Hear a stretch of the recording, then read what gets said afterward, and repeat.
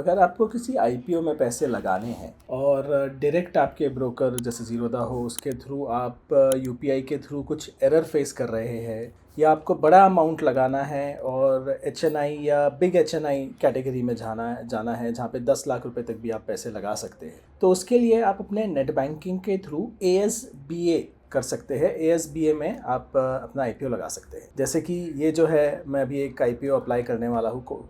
IPO company का नाम जो भी है उससे कोई फ़र्क नहीं पड़ता, क्योंकि जब तक आप ये वीडियो देखेंगे ये आईपीओ बंद हो चुका होगा। बट मैं एज एन एग्जांपल ये आईपीओ आपको दिखा रहा हूँ। ये एक आईपीओ इस वक्त ओपन है। इसमें अगर मुझे रिटेल कैटेगरी में लगाना है तो 1,40,000 रुपये लगाने होंगे और एचएनआई में 2,80,000। मैं चाहूँ तो यहाँ ज़ीरोधा के अंदर बिड्स में जाके अप्लाई कर सकता हूँ, लेकिन बड़े अमाउंट्स के लिए नेट बैंकिंग के थ्रू आप कोई भी बैंक हो, जैसे मैं एचडीएफसी बैंक के थ्रू अभी करने वाला हूँ, आप एएसबीए जो होता है वो फीचर यूज़ कर सकते हैं। और हो सकता है कोई यूपीआई में एरर आ रहा हो, कई रीज़न हो सकते हैं। तो एक बार हम एचडीएफसी बैंक के नेट बैंकिंग में लॉगिन कर लेते हैं, तो यहाँ पर बिना एचडीएफसी बैंक में मेरे डीमेट अकाउंट रखे मैं फिर भी किसी भी डीमेट अकाउंट को यूज़ करके एचडीएफसी बैंक के थ्रू ये आईपीओ अप्लाई कर सकता हूँ। तो एचडीएफसी बैंक में लॉगिन करने के बाद ऊपर ये जो अकाउंट्स का सेक्शन है इसे क्लिक कीजिए और नीचे यहाँ पर आपको ये रिक्वेस्ट का सेक्शन दिखेगा, इसे दबा दीजिए। इसमें आप नीचे जाएंगे तो यहाँ पर आईपीओ और राइट्स इशू का ऑप्शन आ जाता है।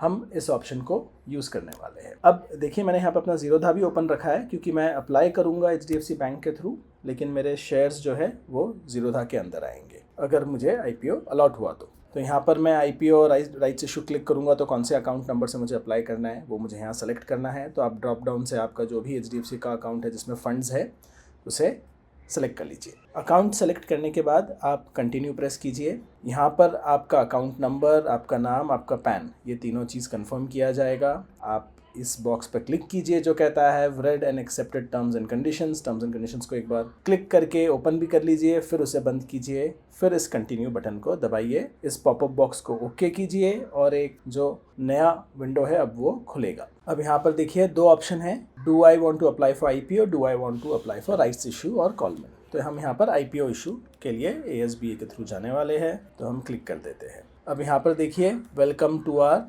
ऑनलाइन आईपीओ सिस्टम आ गया है। यहाँ पर होम टैब में ही ये एसेंट माइक्रोसेल यहाँ दिख रहा है।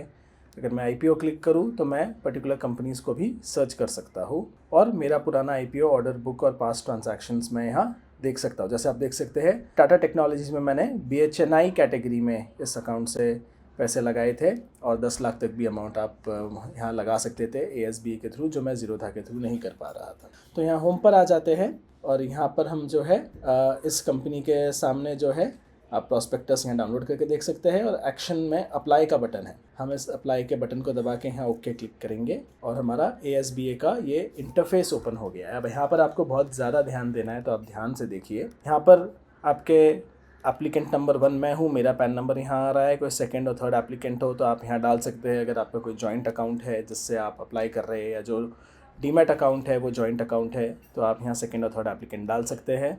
मेरे केस में वो एप्लीकेबल नहीं है। अपना डेट ऑफ बर्थ आपको यहाँ पर एंटर करना है, तो मैं यहाँ पर अपना डेट ऑफ बर्थ एंटर कर दूंगा। इस कैलेंडर पे हम क्लिक करेंगे और डेट ऑफ बर्थ को यहाँ सेलेक्ट करेंगे। एक बार आपने अपना डेट ऑफ बर्थ यहाँ एंटर कर लिया, उसके बाद आपको अपने डिपॉजिटरी के डिटेल यहाँ डालने हैं। क्या आपका डिपॉजिटरी एनएसडीएल है या सीडीएसएल है, ये आपको आपके डीमेट अकाउंट से मिलेगा। मैं अपने डीमेट अकाउंट से इस डिटेल को भी लेकर आने वाला हूँ। उससे पहले जो है यहाँ देख लेते हैं कि हम 1000 शेयर्स का बिड 140 में कर रहे हैं कट ऑफ प्राइस पर। इसमें मैं कोई चेंज नहीं करने वाला हूँ। फैसिलिटेटर कोड में एम्प्टी रखने वाला हूँ। आई एग्री यहाँ पर मैंने क्लिक कर लिया है। मैं अब प्रोसीड दबाऊंगा after entering details of depository. अब डिपॉजिटरी डिटेल्स लेने के लिए वापस मैं ज़ीरोधा में आता हूँ। अपने अकाउंट पर यहाँ नाम पर मैं क्लिक करता हूँ और कंसोल में जाता हूँ। कंसोल में आने के बाद यहाँ पर अकाउंट पर मैं क्लिक करूँगा और यहाँ पर जो है अगर मैं नीचे आऊँगा तो डीमेट का एक टैब मिलेगा।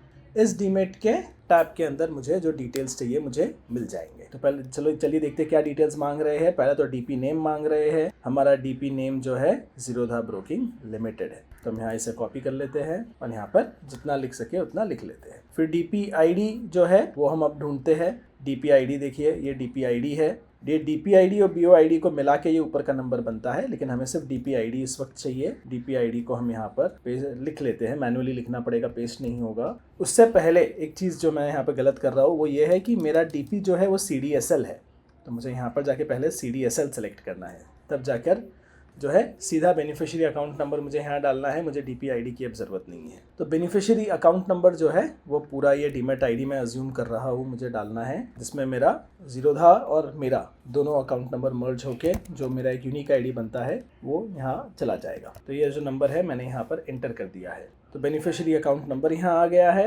DP नेम यहाँ पर आ गया है। अब मैं एक बार वापस डिटेल्स सारे चेक कर लेता हूँ, नाम, PAN, date of birth, shares का बिड अमाउंट, क्वांटिटी सब सही लग रहा है। अब मैं प्रोसीड दबा देता हूँ। अब ये कह रहे हैं you are about to proceed an IPO order. SME का ये है, shortfall amount will be on hold from your corresponding. जो बैंक अकाउंट मैंने सेलेक्ट किया है वहाँ से ये जो अमाउंट है 1,40,000 का अमाउंट होगा वो होल्ड किया जाएगा। ठीक है, अब ये क्या कह रहा है, your bid has been successfully placed. इसको यहाँ क्लोज कर सकते हैं। IPO ऑर्डर बुक में अभी आप देख सकते हैं कि यहाँ पर एक ये एंट्री नई आ गई है। यहाँ पर आपको ये डीमैट अकाउंट नंबर्स नहीं दिखेंगे, ये एप्लीकेशन नंबर भी नहीं दिखेंगे, लेकिन यहाँ पर मेरा डीमैट अकाउंट नंबर है, हर बार ये सेम ही नंबर है। यहाँ पर मेरा बैंक अकाउंट नंबर जो आपको नहीं दिखेगा वो एंटर्ड है। अब आप देख सकते हैं IPO स्टेटस यहीं पे अपडेट होता है। ये वाला IPO स्टेटस ऑर्डर्ड है, लेकिन ये वाला आप देख सकते हो टाटा टेक्नोलॉजीज़ का मुझे IPO नॉट अलॉटेड दिखा रहा है, मतलब मुझे नहीं मिला था। अगर आपको अपना बिड कैंसिल करना है तो यहाँ पर आप सेलेक्ट कर सकते हो इस डॉट को, और यहाँ कैंसिल बिड का भी ऑप्शन है। लेकिन याद रखिए कुछ ऐसे बड़े HNI या बिग HNI ऑर्डर्स होते हैं जिन्हें आप कैंसिल नहीं कर सकते हैं। IPO में अप्लाई करते समय आपको वो दिखेगा। सो यहाँ पर ये IPO मेरा ऑर्डर प्लेस हो चुका है। ध्यान रखिए जीरोधा के अंदर जो IPO है मैंने जीरोधा के थ्रू अप्लाई नहीं किया है, तो यहाँ पर अभी भी मुझे, अगर मैं रिफ़्रेश भी करूँ तो मुझे अप्लाई का बटन दिखाएगा। मुझे यहाँ से और वहाँ से दोनों जगह से अप्लाई नहीं करना है। आप रिटेल कैटेगरी में एक ही जगह से अप्लाई कर सकते हैं। तो यहाँ पर अगर अप्लाई किया भी है तो नीचे जाकर यहाँ पर देखिए मैंने अपना ऑर्डर जीरोधा से कैंसिल कर दिया था क्योंकि UPI का मैंडेट नहीं आ रहा था। तो जीरोधा में मैंने अपना रिक्वेस्ट कैंसिल कर दिया था। सो फ्रेंड्स, आई होप आपको IPO एप्लीकेशन ASBA के थ्रू करने में इस वीडियो के थ्रू मदद मिली होगी। लेट मी नो, अगर आपके कोई सवाल हो तो कमेंट्स में प्लीज़ बताइए। वीडियो को प्लीज़ लाइक दबा दीजिए।